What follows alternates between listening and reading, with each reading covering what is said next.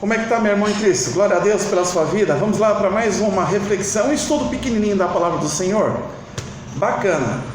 Diga para mim, quando você chega na igreja, você cumprimenta o seu irmão como? Normalmente é paz do Senhor, graça e paz.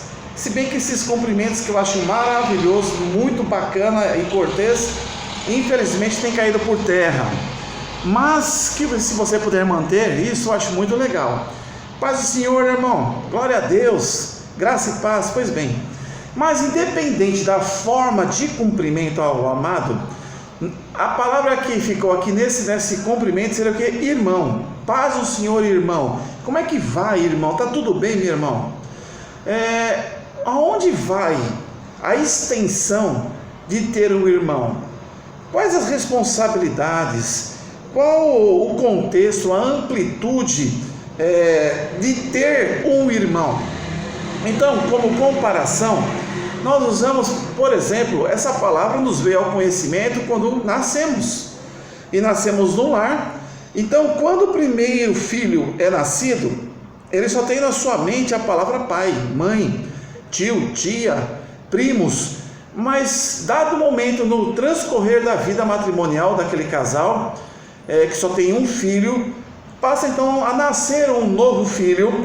Esse filho passa a ser para o primeiro e o novo para o primeiro como irmãos, e um chama o outro de irmãos a vida toda. Não tem como você desistir ou desconsiderar essa realidade social natural. Mas irmão, dentro do contexto da família, nós buscamos fazer tudo o que podemos para com o nosso irmão e este para conosco, e juntos para com os nossos pais, e reciprocamente os pais para conosco. O irmão é algo como se fosse ligado, sangue na veia, nasceu com você, viveu com você, viu todas as lutas, todos os sofrimentos, todas as conquistas. Então, o contexto pai, irmão, irmãos, irmão caçula, o irmão mais velho, e assim, essa irmandade, ela é iminente, ela é incontestável, e ela surge de maneira natural no seio da família. Tranquilo quanto a isso, porque nós já conhecemos. Mas nós fizemos aqui também uma introdução de chamar os nossos irmãos da igreja como irmãos. E também fizemos aqui uma colocação da onde veio para nós, na nossa mente, essa palavra irmão, que veio dentro do contexto familiar com o nascimento dos filhos. E nós sabemos que no contexto familiar, a responsabilidade vai além, até imensurável, queiramos acreditar nisso. Mas na igreja, por que chamamos alguém de irmão? Porque nós somos a família de Deus, nós somos filhos de Deus. Então os filhos de Deus para com Deus, Deus é nosso Pai, e nós somos o que? Filhos. Então o pool de filhos são os irmãos. Agora a pergunta é, será que nesse contexto de irmãos não biológicos, mas irmãos espirituais, será que realmente estamos, por analogia aos irmãos biológicos, estamos realmente fazendo a contento? Será que nós estamos amando o nosso próximo, o nosso irmão? E olha que eu estou apenas citando irmãos dentro do saleiro, dentro da igreja, dentro do hall de membros. Estamos nos limitando ali. Quando esse irmão dentro da igreja, irmão na fé em Cristo Jesus, ele se torna desempregado, o que fazemos para com aquele irmão? Estamos tentando recolocá-lo no mercado de trabalho? Quando aquele irmão está enfermo, o que fazemos por aquele irmão? Nós ajudamos com medicamentos, com alimentos, fazemos visitas, nos preocupamos com aquele irmão? Quando existe uma necessidade material, o irmão está sem a cama, sem um colchão, sem talheres, sem nenhum eletrodoméstico, ou guarda-roupa, ou coisa parecida, o que nós fazemos para os nossos irmãos? Barnabé, no livro de Atos, ele vendeu sua propriedade em prol do crescimento e desenvolvimento da igreja. Mas aqui no capítulo 5 de Lucas, nos mostra algo interessante, que eu entendo como uma preocupação do pastor para com seus filhos, que de uma maneira comparativa nós precisamos ter também com os nossos irmãos. De repente, aquele nosso irmãozinho, ele sofreu aí uma dificuldade, ele caiu na fé e simplesmente ele é apresentado numa assembleia para que discuta a exclusão daquele irmão do rol de membros da igreja. Meu querido, aonde está a razão disso? Aonde que está a lógica disso? Como é que você acha que pela soberania da igreja você pode excluir o irmão, sabendo que você mesmo é um grande pecador? Como é que você pode tirar o cisco do olho do teu irmão se tem uma baita trave no teu olho? Mas muitas igrejas, vejo eu de maneira incoerente, simplesmente desligam o irmão. Você pode na família biológica querer desligar o seu irmão? Nunca, a lei não permite. Você realmente tenta preservar a sua irmandade, preservar a estrutura familiar. Mas na casa do Senhor, porque não tem o teu sangue, não é biológico, simplesmente você participa daquela assembleia e dentro da pauta da mesma trata-se a respeito da exclusão do irmão fulano de tal. Porque o irmão fulano de tal fez isso, fez aquilo, enfim, tira-se o irmão do rol de membros, ele deixa de ser membro do corpo de Cristo. Isso é possível? Eu creio que não. Reflita, pense, mude o teu coração, mude a tua visão, não que você permita que o seu irmão continue nos caminhos errados, mas não se esqueça, ele é o quê? O teu irmão, e o teu irmão na fé. Diz assim o capítulo 15 do versículo de Lucas, 15:1: E chegando-se a ele todos os publicanos e pecadores para ouvir, seria Jesus, e os fariseus e os escribas murmuravam, dizendo: Este recebe pecadores e come com eles. Infelizmente os fariseus e os escribas doutores da lei, escreviam a palavra do Senhor, conheciam teoricamente a palavra do Senhor, mas não ensinavam aquilo que estudavam, não passavam aquilo e nem praticavam aquilo que estudavam e transcreviam. E os fariseus, os estudiosos da lei de Moisés, da mesma forma, estavam entrelaçados com os fariseus e saduceus, que buscavam o conhecimento da palavra, mas não agiam como a palavra assim determinava, e nem tampouco ensinavam os próximos a conhecerem e a viverem a palavra ali colocada nas escrituras, no Pentateuco e nos livros de Moisés. Mas o versículo 2 diz assim, que os fariseus, essa bendita pedra no sapato, e os escribas murmuravam dizendo: não fazem nada, não ajudam ninguém, não saem das sinagogas, ficam fixados, são hipócritas, são fingidos, tiram vantagens alheias, usurpam os fiéis, não cuidam das ovelhas. E aqui nos mostra que eles então murmuravam, acham-se na condição de autoridades para murmurar dos atos de Jesus, o perfeito Filho de Deus, dizendo: este, que é Jesus, recebe pecadores e come com eles. Mas nós viemos para estar no mundo, o mundo jaz no maligno, o pecado superabundou, mas a graça de Deus é superior a todas essas coisas. Deus está realmente para transformar as vidas, para que o homem tire as vendas dos olhos e possa ver a glória do Senhor Jesus e aceitá-lo como único, suficiente, exclusivo, soberano e transcendental Salvador. Porque nós não estamos aqui para falar para salvos, nós estamos aqui para falar para aqueles que estão cegos nesse mundo que nos traz uma paz enganosa. O versículo 3 diz assim: e ele lhes disse, e ele lhes propôs esta parábola. Depois que Jesus, como sempre, aonde quer que Jesus estava, tinha os benditos fariseus, os saduceus, os escribas, os mestres, infelizmente sempre murmurando: quem é esse para perdoar pecados? Quem é esse para tocar na pessoa? Quem é esse? Quem é esse? Quem é esse? Esse é Jesus Cristo, meu querido, aquele que quer mudar a minha vida e tua vida. Ele pode todas as coisas, é o soberano Deus. Então, Jesus, como é onisciente, propôs essa parábola dizendo a respeito da ovelha desgarrada, a respeito da ovelha perdida. Como é que pode e o que se faz com uma ovelha desgarrada, no sentido aqui figurado, metafórico? Como é que faz o irmão na tua igreja, que você e eu chamamos de irmão? Como é que nós agimos com ele? Até onde vai a nossa irmandade? Até onde vai o alcance do nosso amor por esse irmão na fé? É limitado? Não deve ser limitado, mas assim, infelizmente tem sido.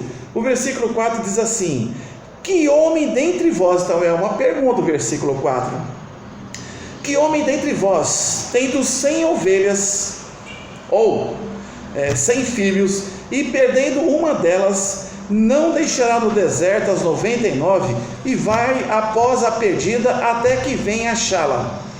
Então, está dizendo, quem é esse homem que vê, que tem sob a sua tutela 100 ovelhas aqui, numa analogia, numa comparação do pastor e as suas ovelhas no aprisco? Se ele perde uma, ele não vai atrás? É claro que vai, porque são suas ovelhas. Jesus veio ao mundo cumprir as Escrituras por amor a nós, como filhos dele. Muitas vezes nós não buscamos a contento a quem realmente foge do nosso aprisco, do nosso rebanho, do nosso contexto. O irmãozinho se afasta e nem ligamos para eles, e nem fazemos um contato, nem passamos um zap. Que homem dentre vós, tendo 100 ovelhas e perdendo uma delas, das 100 uma, não deixe no deserto a 99 e vai após a ela perdida buscar e achá-la? Então, ele poderia se conformar de 100, uma minha só. Muitos pastores, muitos conselhos formados na igreja, em muitos ministérios, o que eu vou fazer? Ele não quer vir. Você sabe por que ele não quer vir?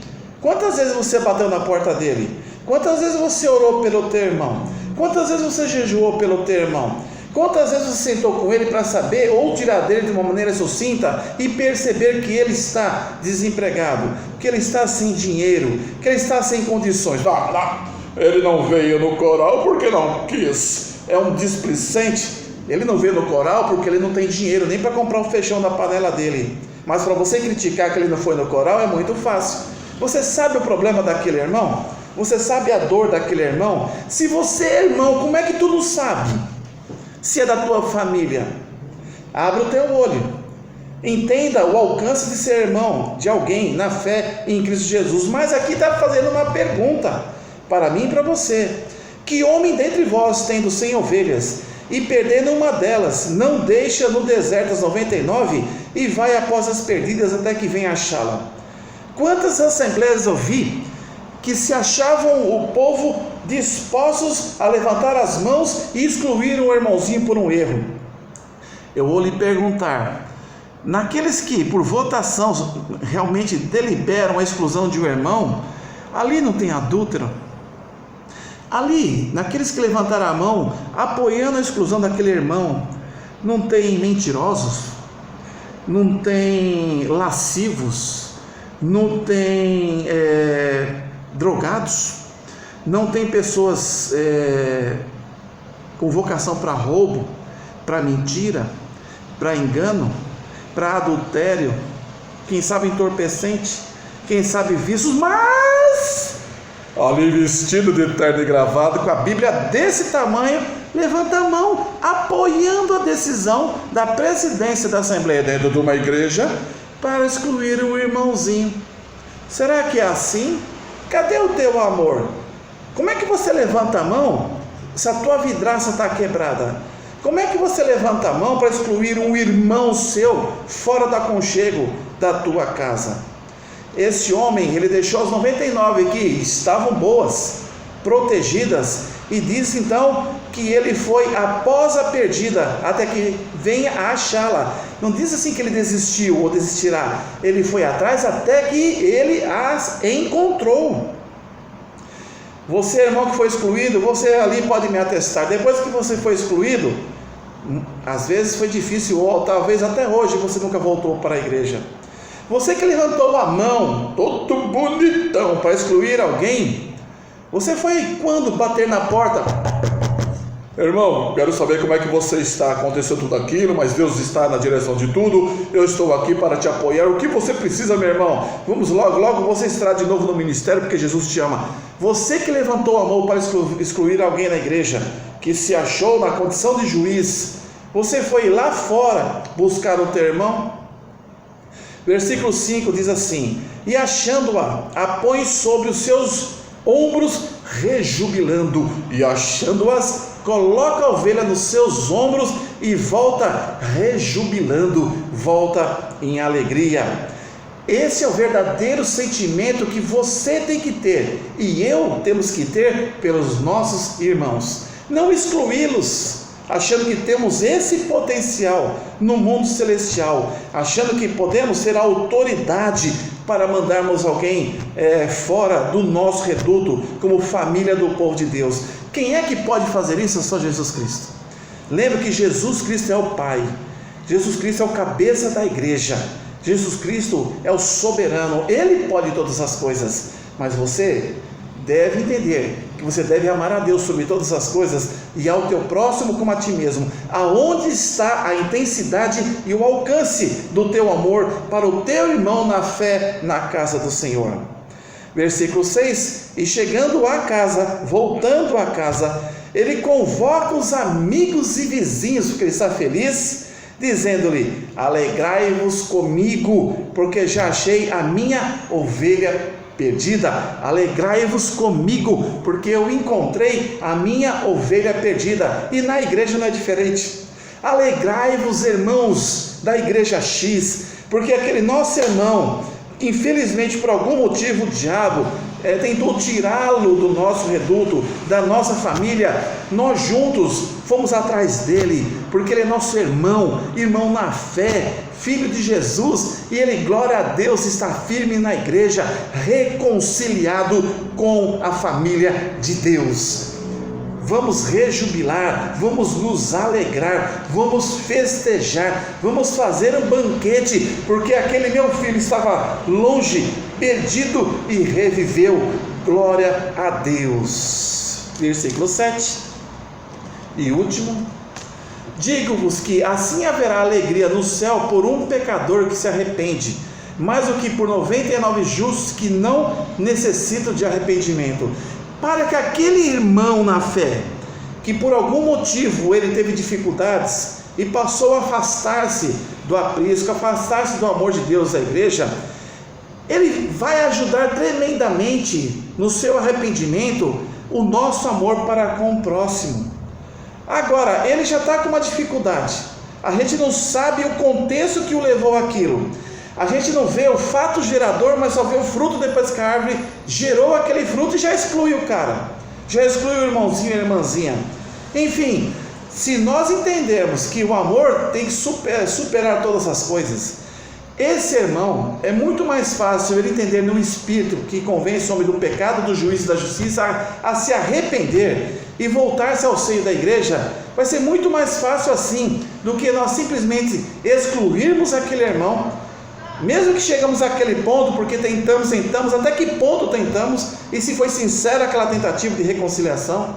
Mas se nós buscarmos em Cristo Jesus o amor ao próximo, como deve ser feito, você pode ter certeza que aquele irmão, ele não vai se sentir excluído da igreja, inclusive nem levá-lo para uma assembleia. Que coisa terrível, como se colocasse ele no tronco, junto com os feitores, para lançar nas suas costas ali chibatadas. Para com isso, ele é teu irmão. Olha para a tua vida, tira o cisco do teu olho. Nós precisamos entender essa realidade. Então, nessa parábola nos deixa claro que aquele homem, quando perdeu, ele amou e foi atrás. A intensidade desse ir atrás que precisamos exercer nos nossos dias e não excluir os nossos irmãos. Não significa estarmos coniventes com o pecado, mas que possamos amar o pecador, que possamos estar do lado dele e assim, junto com a palavra de Deus, junto com a ação do Espírito Santo de Deus, junto com Deus. E o amor da igreja nós não vamos perder, porque aquele é nosso irmão e deve estar conosco. Independente das lutas e batalhas, ele é o nosso irmão. Quantos irmãos nossos saíram da nossa igreja e a causa maior deles não retornarem foi porque nós um dia levantamos em assembleia a mão ao alto, como se fossem pessoas santas, santíssimas, e deliberamos a exclusão do mesmo. Nunca mais faça isso, irmão. Ame o teu próximo, porque você também é um pecador. Glória a Deus. Amado, se sentir no coração, inscreva-se nesse canal, toque no sininho, dá aquele likezinho para que você possa receber novas meditações da palavra de Deus. Obrigado por esse momento, obrigado por esse instante. Que Deus vos abençoe poderosamente e ricamente, hoje para todos sempre. Amém, amém. Glória a Deus.